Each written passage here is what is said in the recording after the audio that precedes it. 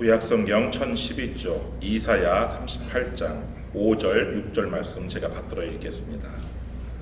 너는 가서 히스기야에게 이르기를 내 조상 다윗의 하나님 여호와께서 이같이 말씀하시기를 내가 내 기도를 들었고 내 눈물을 보았노라.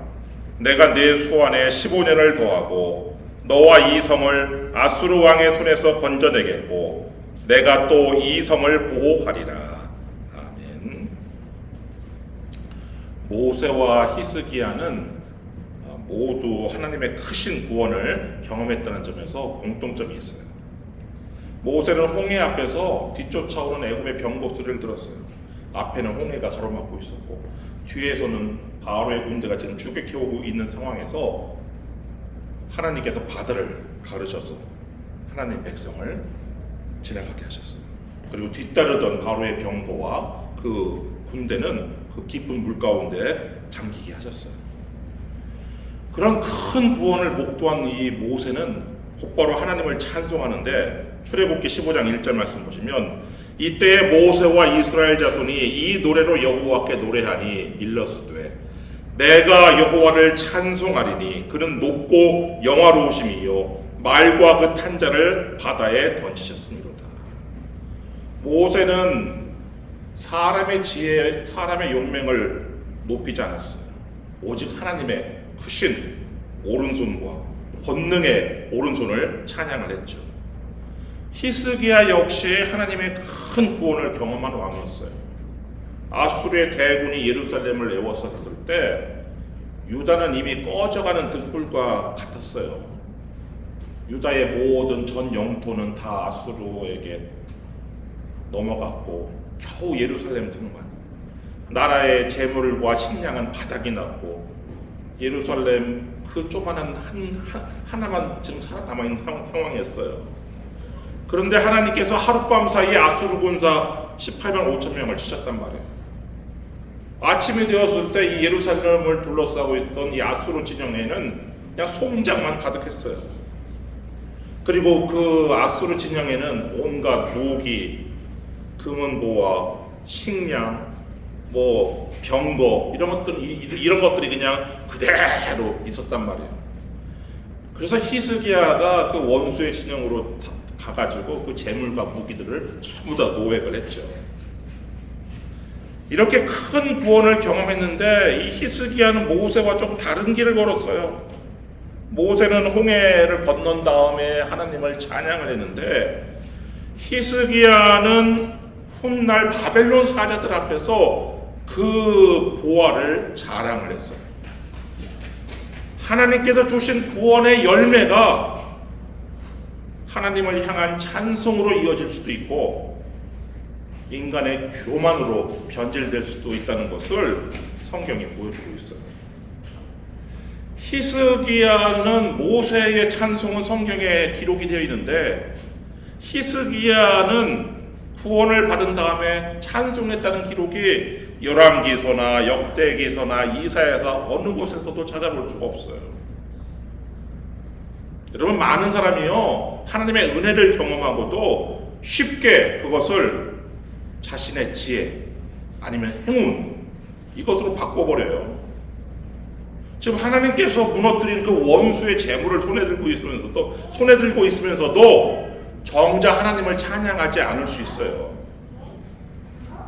물론 히스기야가 하나님께 감사와 찬송의 기록을 전혀 남기지 않은 것은 아닌데 9절 말씀 보시면 유다왕 히스기야가 병들었다가 그의 병이 나은 때에 기록한 글이 이러하니라. 그런데 흥미로운 사실은 이 감사와 찬양의 기록이 예루살렘이 구원을 받은 직후에 나온 것이 아니라 히스기야가 죽을 병에서 회복된 다음에야 기록되었다는 사실이죠. 히스기야는 아수르 군대가 물러날 무렵에 죽을 병에 걸렸어요.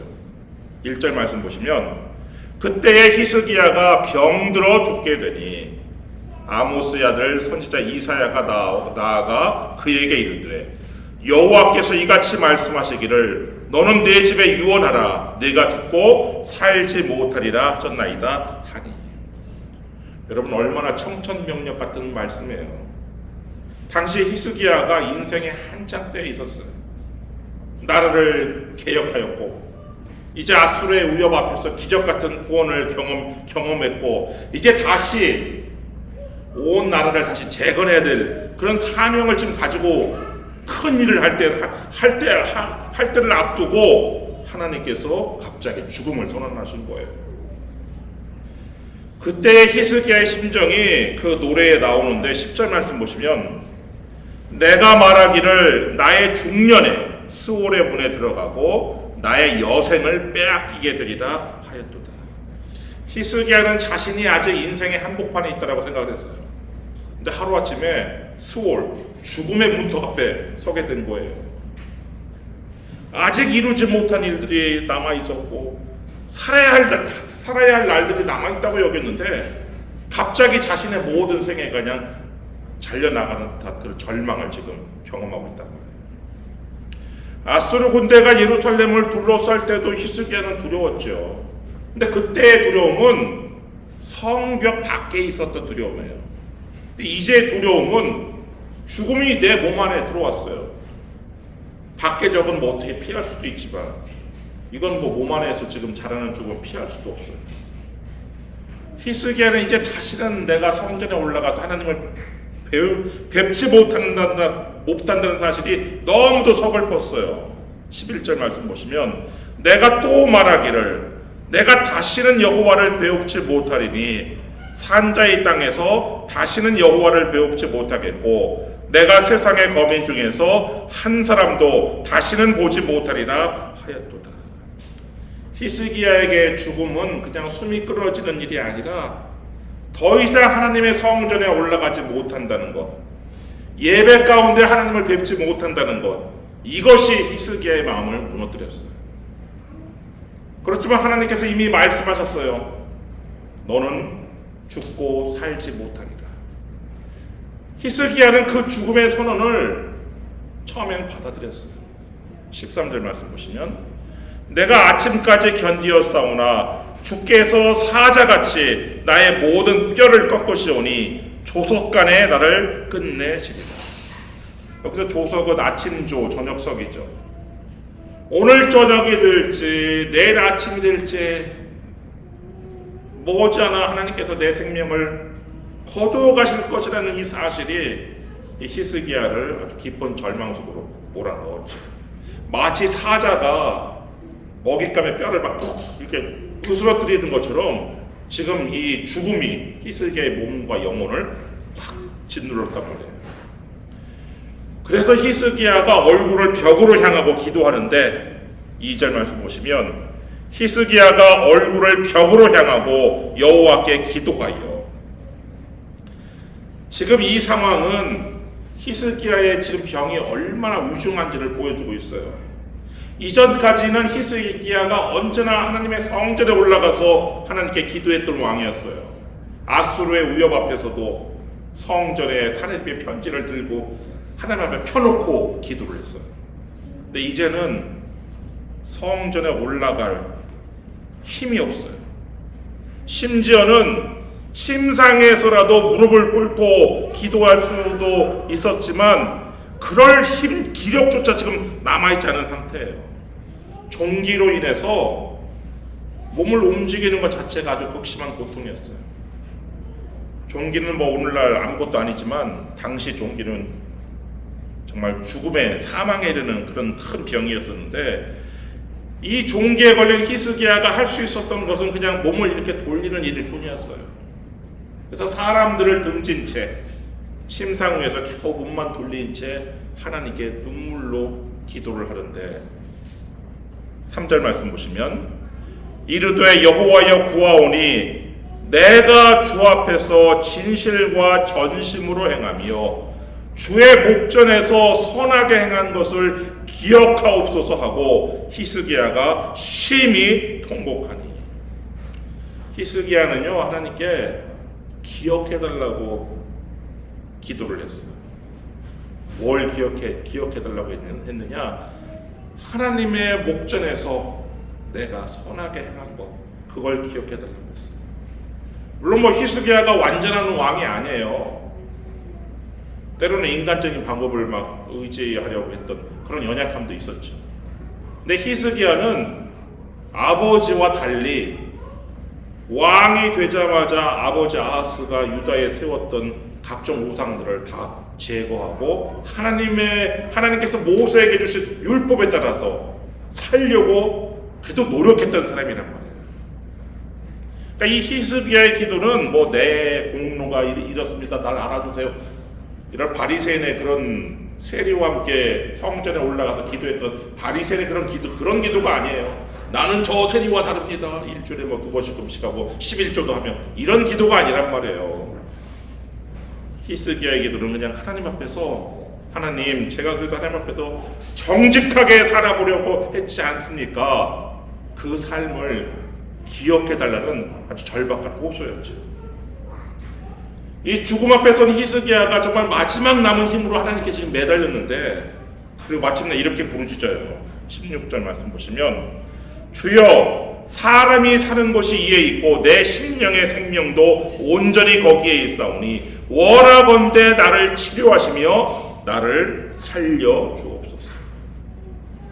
이렇게 기도한 다음에요, 히스기야는 하나님께서 살려주실 것을 믿었어요. 절망 속에서도 소망의 끈을 놓지 않고 마침내 이렇게 고백하는데, 20절 말씀 보시면, 여호와께서 나를 구원하시리니 우리가 종신토록 여호와의 전에서 수금으로 나의 노래를 노래하리로다. 죽음의 문턱까지 갔던 왕이요, 기도 가운데 내가 이제 다시 성전에 올라가서 하나님을 찬양하며 살겠다라고 서원을 해요. 다시는 하나님을 배우지 못할 것이다, 이렇게 탄식하던 입술에서 이제는 내가 하나님의 전에서 수금으로 노래하겠다는 찬양이 지금 흘러나온 거란 말이에요.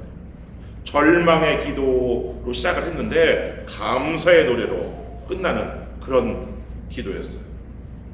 하나님께서는 이런 히스기야의 기도를 외면하지 않으셨어요. 4절 말씀 보시면, 이에 여호와의 말씀이 이사야에게 임하여 이르시되, 하나님께서는 히스기야의 기도를 들으셨고 히스기야의 눈물을 보셨어요. 5절 말씀, 너는 가서 히스기야에게 이르기를, 네 조상 다윗의 하나님 여호와께서 이같이 말씀하시기를, 내가 네 기도를 들었고 네 눈물을 보았노라. 내가 네 수완에 15년을 더하고. 하나님께서는 히스기야의 기도를 들으시고 히스기야의 생명을 15년 연장해 주셨어요. 근데 하나님의 은혜는 거기서 끝나지 않았어요. 히스기야가 미처 구하지 못한 것까지 허락하시는데, 6절, 너와 이 성을 아수르 왕의 손에서 건져내겠고 내가 또 이 성을 보호하리라.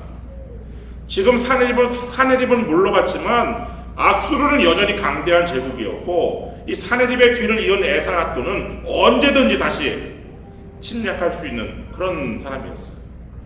근데 하나님께서 예루살렘의 미래까지 내가 책임지겠다라고 약속을 하셨단 말이에요. 그러니까 히스기야의 생명뿐 아니라 예루살렘의 성을 보호하겠다는 그런 언약의 말씀, 그런 약속을 해주셨죠. 하나님의 이 약속대로 히스기야는 병에서 회복되었어요. 그리고 자기가 병상에서 눈물로 드렸던 그런 기도와 그 죽음의 문턱에서 경험한 이 절망과 은혜를 하나의 감사의 노래로 남긴 것이 바로 9절, 10절부터 20절까지 이런 기록으로 남은 것이죠. 여러분, 오늘 본문은 인간의 연약함보다 더 크신 하나님의 긍휼을 보여줘요. 사람은 히스기야처럼 은혜를 받고도 쉽게 잊어버려요. 그래서 평안할 때는 왜 그런지도 모르겠는데 하여튼 하나님을 좀 멀리해요. 그러다가 그냥 죽음의 그림자가 드리워지고 큰 환난과 고난이 닥쳐야 비로소 그냥 하나님 앞에 무릎을 꿇어요. 그런데 하나님께서요, 완전한 사람만, 아이고 너 예전에 그런 잘못했잖아, 내가 너를 구원해 줬는데도 너는 감사도 하지 않고, 뭐 이렇게 하나님께서 그렇게 완전한 사람만 찾지는 않으신다는 것이 정말 감사합니다. 하나님께서는요, 눈물로 부르짖는 자의 기도를 들으시고 넘어지는 자를 다시 붙들어 일으키시고, 죽음의 문턱의 손자를 긍휼로 돌이키시는 그런 분이라는 거예요. 여러분, 우리는 우리의 공로로 내가 과거에 이렇게 하지 않았습니까? 이런 공로로 살아가는 사람들이 아니에요. 날마다 하나님께서 베푸시는 은혜와 긍휼로 살아가는 사람들이 있죠. 오늘은 성령 강림절이에요. 오순절에 임하신 성령께서는 우리는 흔히 능력만 주시는 분으로 여기는데, 사실은 성령님께서는요, 그것보다 더 큰 일을 하시는데, 연약한 자의 신음 그걸 들으세요. 흘리는 눈물 그걸 보셔요. 그리고 다시 일으켜 세우시는 그런 회복의 영, 생명의 영이 바로 성령님이신데, 그래서 우리는 우리의 힘으로 하나님께 나아가는 것 같지만, 사실은 성령의 힘, 성령의 능력, 성령의 도우심을 의지해서 하나님께 나아가야 되는 것이죠. 여러분 모두 여러분의 힘이 아니라 성령님의 도우심을 의지해서 여러분의 기도 들으시고 여러분의 눈물을 보시는 하나님께 날마다 나아가시기를 주님의 이름으로 축원합니다. 기도하겠습니다.